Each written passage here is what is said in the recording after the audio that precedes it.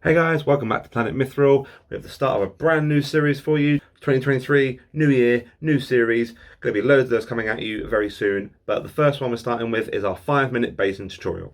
Now, you guys have all seen our usual basing method in a lot of the videos we've done. Now, the first video we're doing is going to be that same basing tutorial. The methodology behind this and the thought behind this is that now we don't have to put that in every single video we do for paint tutorials. We're looking at streamlining those by not having to put the basing in there. We've got an independent, bite-sized video for you that explains how you paint in our usual Grassland method. We've got 5 or 6 other bases in 5-minute bites ready to upload, but we thought we couldn't really do those without tackling our usual basing method first. So appreciate this may be a bit old hat for everyone, but bear with us. We've got loads more basing ideas coming for you in this brand new series. We're going to take this little chance as well at the start of this new series just to tease that the proposed changes to the permanent gaming area for battle reports is probably going to be hitting or landing in late January. There have been talks in the house, there have been conversations had, and that space will be coming sooner rather than later. So you guys can expect battle reports pretty soon. But until then, we hope you enjoy the new video of our brand new series on Planetmithril, and as always, happy hobbying. Here's our first 25mm base, and we're going to start with quite a significant amount of PVA glue. Now, we don't want to globule this on too much. The reason I've added quite so much initially is just to make sure we've got enough glue on here that we can manoeuvre around and make sure that no part of the base goes without any kind of adhesive surface for which to attach the sand to in a second. Once we've got all the coverage on there, we've just scraped away the bulk of the excess because we don't want any uneven coverage. Once the glue dries, and if there's lumps and bumps in the glue, then we'll end up with lumps and bumps in the base, and we don't want that now, do we? Once you're happy with coverage on the base, we're just going to submerge it in the fine modelling sand, and should end up with a nice even coverage. As you can see here, we did accidentally put our fat thumb in the base, but we've touched up with a little bit more glue and covered over with sand, and you can barely notice where that blemish came in. But this is what your base should look like before we get to the spraying stage.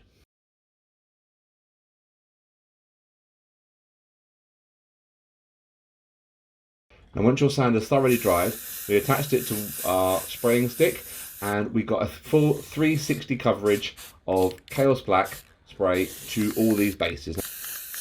If you've undercoated your model with a different spray paint, you can still achieve these results from this tutorial, but just make sure you add a separate wash of Nuln Oil or thinned down Abaddon Black to get back to the black base for this tutorial.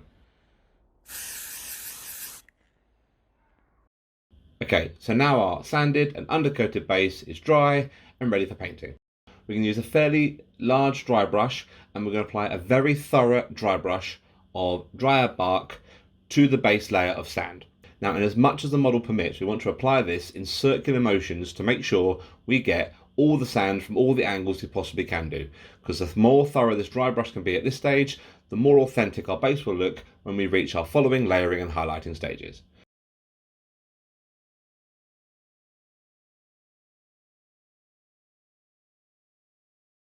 Once you're happy with your base layer look, we're going to apply a lighter dry brush over the top with Gawthor Brown.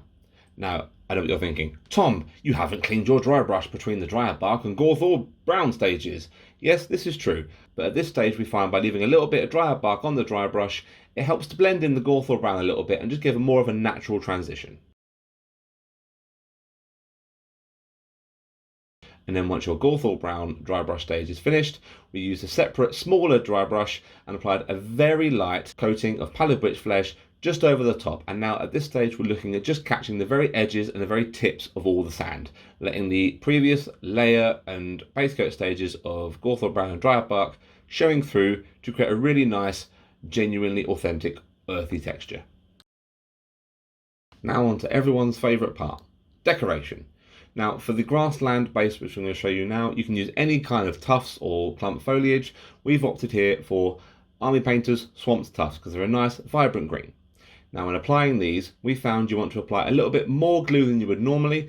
This is because then the glue can mould around any texture in the sand and affix the grass tuft to the base as securely as possible because it moulds around the texture of the sand. Now, a big question with bases is symmetry. Do I make my base symmetrical? Do I not? We opt generally for not making symmetrical because it gives, again, that more natural look to the wilderness or the environment the model is standing in. We're now going to be applying a little bit of PVA glue to the base itself, not in excess like we did for the original sand layer. This is just going to be for affixing the dead leaves to give a little bit more texture and visual appeal to the base itself. And we've applied this in 3 small random areas on the base. Once you're happy with your placement of the glue, we're just going to very carefully sprinkle some small dead leaves onto the base.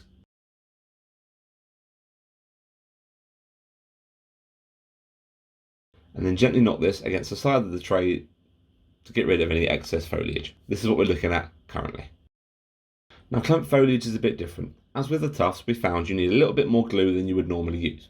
The clump foliage can be moulded again to a degree to fit around the texture of the sand on the base to give a really uniform and flat finish. So here you can see we've applied some PVA glue in and amongst the dead leaves. We've tried not to put it too close to the grass tufts because we don't want to overwhelm one side of the base and make it unbalanced with too much green. And here you can see we're adding the clump foliage to the base and applying a little bit of pressure downwards onto the base just to make sure that all the foliage hits the adhesive before it dries. This should give you a really nice fix to the base once the glue finally does dry. Once you're happy with how your base is looking, we've independently affixed it to the top of a paint pot, and we're going to apply a very smooth, solid line of dry up bark just around the rim just to finish it off. Now, with different bases, you can apply a different colour rim. For grassland, marshland, meadows, that kind of thing, we found that dry up bark or Rhinox hide really helps complement the overall look of the base and will really make your model pop once it hits the tabletop.